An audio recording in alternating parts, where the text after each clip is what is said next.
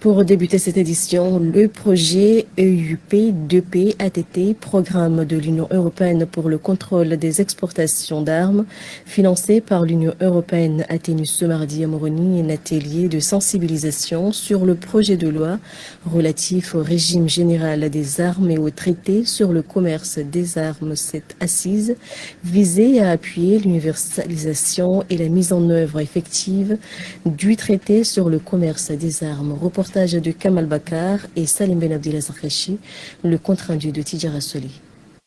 Adopté par l'Assemblée des Nations Unies le 2 avril 2013, le traité sur le commerce des armes est entré en vigueur le 24 décembre 2014. Aux Comores, cette loi n'est pas encore adoptée, bien que le pays ait signé le traité sur le commerce des armes. Un avant-projet de loi est élaboré et doit être validé par le ministre de l'Intérieur avant qu'il soit soumis à l'Assemblée nationale de l'Union des Comores. En effet, parmi les objectifs de cet atelier, c'est la réglementation des activités relatives aux armes sur l'ensemble de leur cycle de vie. Les Comores ont déjà fait du progrès, le colonel Abdanal l'a mentionné.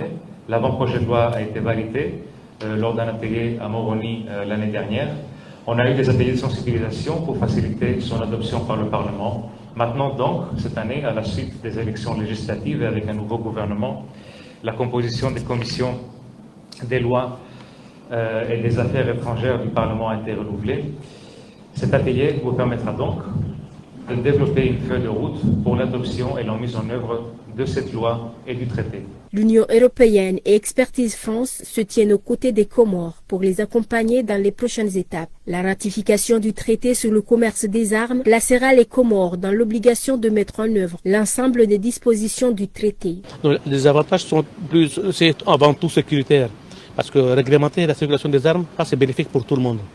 Aussi bien donc, les forces de l'ordre et que la population. Il n'est pas de l'intérêt des Comoriens que chacun puisse avoir une arme à la maison, ou circuler avec une arme comme il souhaite. Ça c'est pour réglementer, ce n'est pas pour ouvrir l'achat ou la vente des armes. C'est pas ça. Pour rappel, à la demande des autorités comoriennes, Expertise France a organisé en juillet 2023 une mission de sensibilisation politique et technique auprès des autorités comoriennes afin d'échanger sur les enjeux relatifs au traité sur le commerce des armes.